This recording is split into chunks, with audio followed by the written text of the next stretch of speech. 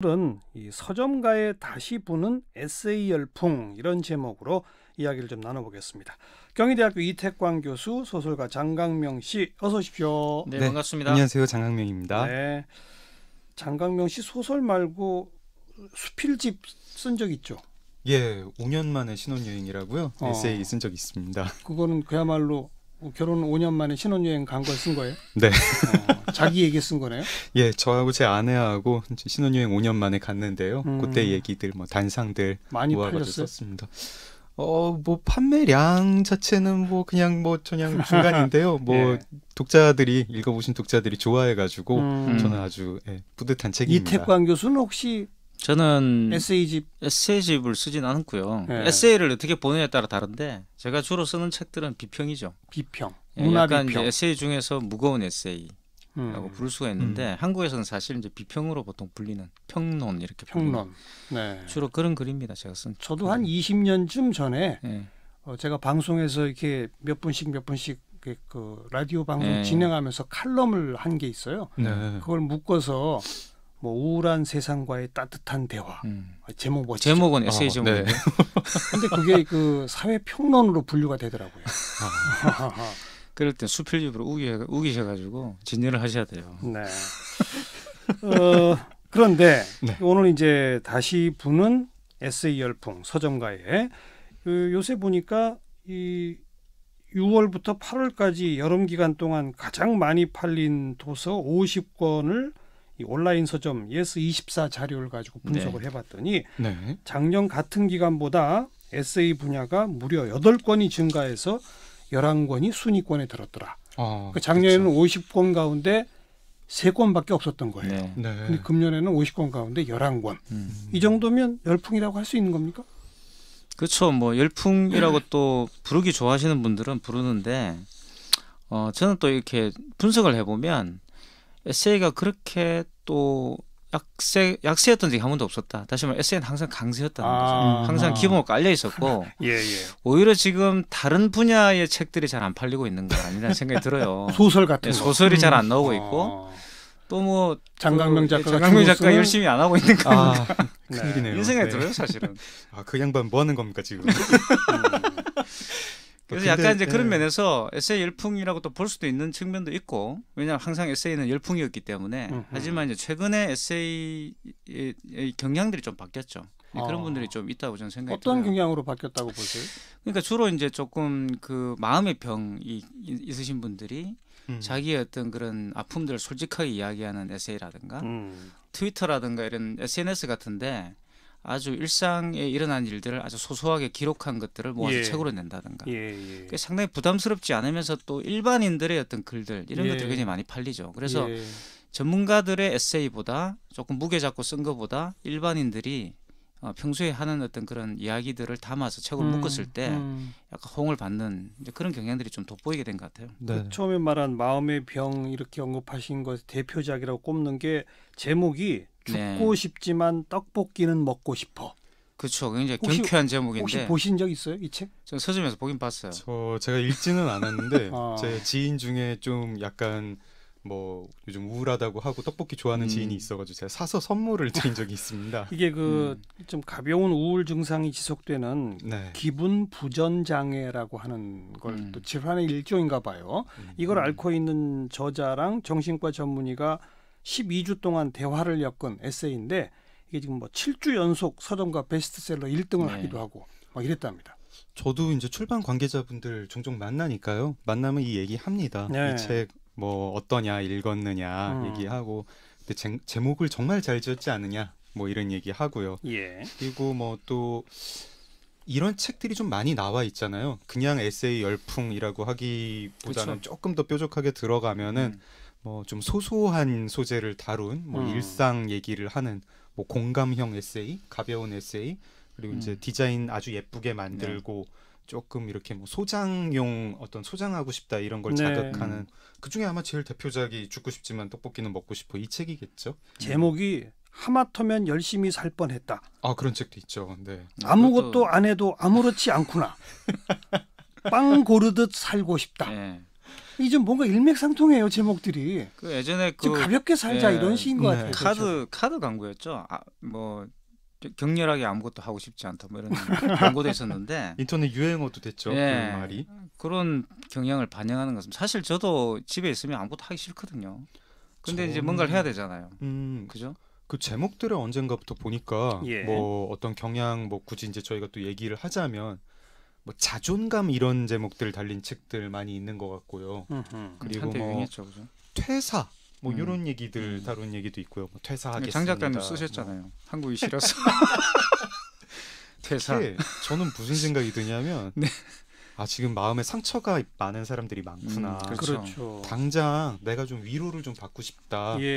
뭐 그런 분들을 겨냥한 책 아닌가 하는 생각이 또 들고요. 이게 좀 뭐 과대 해석인지 모르겠지만 예전에 이제 뭐 무슨 뭐 이어령 선생님이 책을 내고 뭐 이런 에세이들 우리가 좀 중수필이라고 하는 에세이들 중수필 아니지만 무거운 수필 그렇죠. 전문가들이 약간 이제 무게 잡고 쓴 수필 뭐 그것도 뭐 주변 일상에서 뭐 어떤 단초를 얻어가지고 뭐 이렇게 생각을 푼 책인데 뭐 흙 속에 저 바람 속에 뭐 이런 책들 뭐 서양의 유혹 이런 건데 그런 책들이 겨냥한 거랑 요즘의 에세이가 요즘 이런 어떤 소소한 에세이가 겨냥하는 거랑 다르죠. 되게 다른 것 같아요. 그러니까 제가 이거 좀 과대 해석 아닌가 계속 생각하게 되지만 이 사회가 이렇게 바뀌어야 된다 이런 얘기하는 거가 이제 좀 지쳤고 사회는 내가 어떻게 되는지 모르겠고 일단 나 위로부터 받고 싶다 뭐 그런 생각들이 담긴 책 아닐까?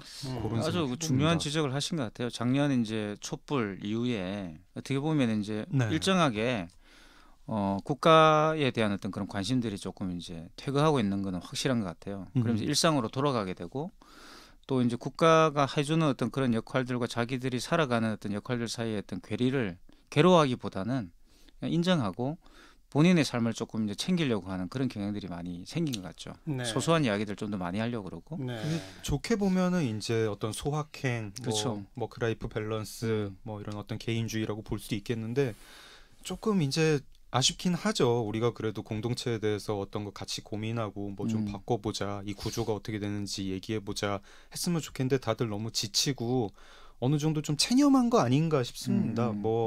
이거 뭐 내가 뭐 나서가지고 뭐 해서 바뀔 것도 아니고 그냥 나 힘들고 뭐 이거 사회는 안 바뀔 것 같고 빈부격차 이렇게 커질 것 같고 뭐 이렇게 되는 와중에 그냥 고양이 얘기 듣고 싶고 그럼 퇴사해서 뭐 이렇게 본인의 자존감이 상하지 않는 이야기들. 몇 년 전부터 있었던 촛불 혁명의 그 여파는 어떻게 된 겁니까? 그건 어디로 간 거예요? 그게 이제 사실 어떤 화려한 그런 일들이 있은 뒤에 보면은 그늘이 또 길어지지 않습니까? 그게 사실은 이제 그 화려한 그 순간들은 열광했다가 우리가 시민으로 호명되지만 일상으로 돌아오면 우리는 정말 하잘것없는 존재란 말이에요. 그러니까 이제 그런 괴리들을 사실은 좀 고민하고 괴로워하고 이런 것들이 특히 수필, 과거에 우리가 말 중수필의 어떤 소재들인데 지금은 이제 일반인들의 어떤 그런 것보다는 자기들의 이야기를 더 하고 싶다는 거죠. 그리고 출판사도 사실은 그런 기획들을 만들어 가지고 사실 기획형 에세이들도 많이 나와 있거든요. 이런 어떤 트렌드에 맞춰 가지고 그러다 보니까 이제 시장에 갔을 때는 사실 이런 식의 어떤 에세이가 좀 대세를 점하고 있는다는 느낌을 준다. 그나저나 두 분이 지금 언급하는 중수필, 경수필 이게 정식 용어입니까? 그건 우리 용어고요. 그러니까 아마 일본에서 온 것 같아요, 그죠? 원래 이제 에세이라는 말은 이 두 가지를 다 포괄하는 개념이었고, 원래 영어로서 에세이라는 말은 사실 다 이제 중수필, 경수필 다 포괄했죠. 근데 이제 뭐 우리는 이제 미셀러너스니 뭐 이렇게 나눠가지고 중수필, 경수필을 부르는 거. 경수필은 약간 뭔가 일상의 소소한 이야기를 하는 거고, 중수필은 약간 뭐 정치적이라든가 사회적인 어떤 이야기를 하는 것 이렇게 분류를 해놨는데 사실 저는 개인적으로 분류를 할 필요가 있을까 싶어요. 그렇지만 분명히 다르긴 달라요. 약간 느낌은 다르죠. 글의 내용도 다를 뿐 아니라 비평적 관점이 많이 들어가 있죠. 독자층도 다르고. 제가 기억하기로는 저희가 어릴 때는 에세이라는 단어를 잘 안 썼고 수필이라고 하고 그 안에 중수필, 경수필 이렇게 했는데 한 20년까지는 안 된 것 같고 뭐 10년은 좀 넘은 것 같고 그즈음부터 수필 대신에 에세이라는 말을 쓰면서 이걸 출판사들이 좀 마케팅 용어처럼 좀 활용하기도 했던 것 같습니다. 뭐 여러 가지 이제 그런 트렌드랑 겹치는 것들이 있겠죠. 요즘 서점 가보면은 책을 이제 읽는 사람보다는 좀 소장하고 싶은 사람 또는 뭐 대형 서점 가도 막상 서적보다는 어떤 액세서리 코너들, 굿즈 코너들 많은데 그 중간에 뭐 노리는 어떤 상품으로서의 책, 뭐 기획물로서의 책 이런 거에 좀 부응한 것 같기도 하고요. 네. 그 한때는 또 왜 뭐 유시화 선생 같으신 분이 그렇죠. 그 뭐 잠언록 이런 걸 많이 번역하기도 하고 잠언이 많았어요. 잠언, 수상, 명상 뭐 이런 쪽으로 어떤 내면의 깊이를 아주 고전으로부터 찾는 어떤 이제 그런 류의 수필이 하나 있었고 그 다음에는 대문호 내지는 아주 오랫동안 이 문학 평론이나 이런 데서 종사하셨던 뭐 대학 교수 거의 원로급 뭐 이런 분들이 이렇게 또 삶의 철학과 인생의 깊이를 몽땅 담아서 쓴 무슨 그런 또 에세이 그렇죠. 이런 게 또 한동안 있었는데 요즘은 아주 자발적 대중들로부터 툭툭 튀어나오는 책들이 대중에게 많이 읽히는 이런 것도 하나의 특징 아니겠습니까? 그렇죠. 그게 앞에 제가 말씀드렸던 출판사들이 좀 발굴하는 작가들이 요즘 많이 나와요. 그냥 이제 에세이라는 타이틀을 달고는 있지만 대부분 이제 페이스북이라든가 트위터 같은데 이렇게 짧은 단문들을 올린 것을 편집해가지고 재출간을 한다든가 여러 가지 배경이 있는 것 같습니다. 일단은 옛날에 비해서 출판사가 저자를 발굴하기가 좀 쉬워진 것 같아요.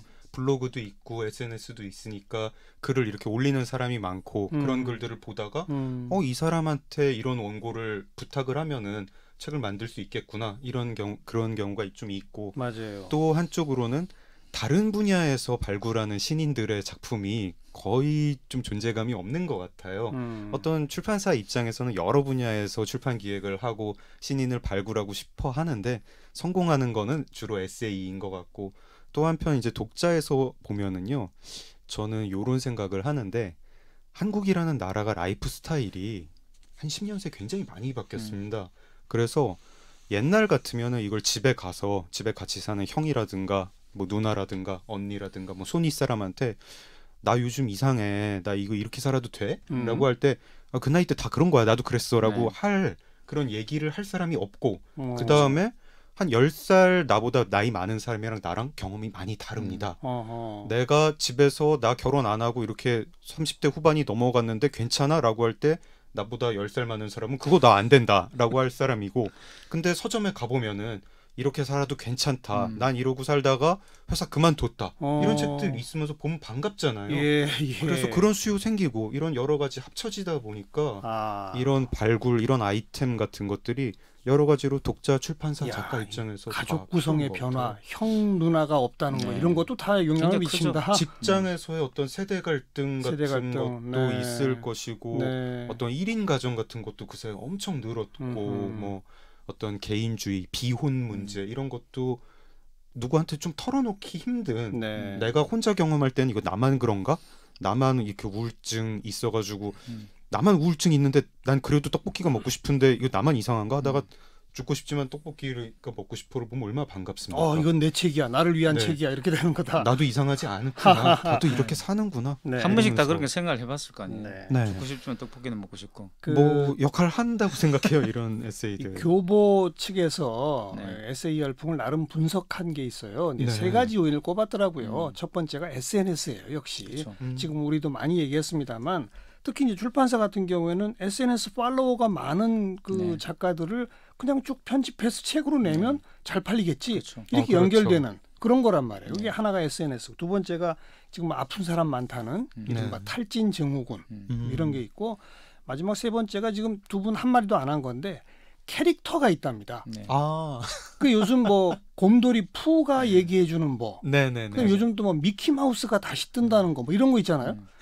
이건 뭐라고 봐야 돼요? 그것도 결국은 이제 어떻게 보면 SNS와 관련이 있는 건데 SNS라는 것이 결국 게임적 현실을 만들어내는 거거든요. 그러니까 이제 내가 그 사람을 보고 그 사람을 마치 나의 캐릭터처럼 생각하게 되는 경향들이 생기는 건데 실제의 사람을 캐릭터화할 수 있는 그러한 어떤 현실감이 생기는 거고요. 그러다 보니까 당연히 말씀하신 것처럼 그런 캐릭터를 통해서 이야기를 재구성하는 그런 훨씬 친근감을 느끼게 되는 거죠. 그게 이제 장 작가님이 말했던 거하고 좀 일맥상통하는 게 있어요. 그러니까 이게 친구나 과거 같으면 그냥 술 한잔 먹고 풀 문제인데 그런 친구나 선배를 만나기 굉장히 어려운 것이고 내 주변에 형제 자매들도 사실 없고 이렇기 때문에 그러니까 할 수 있는 방법은 캐릭터를 통해서 그걸 할 수밖에 없다는 거죠.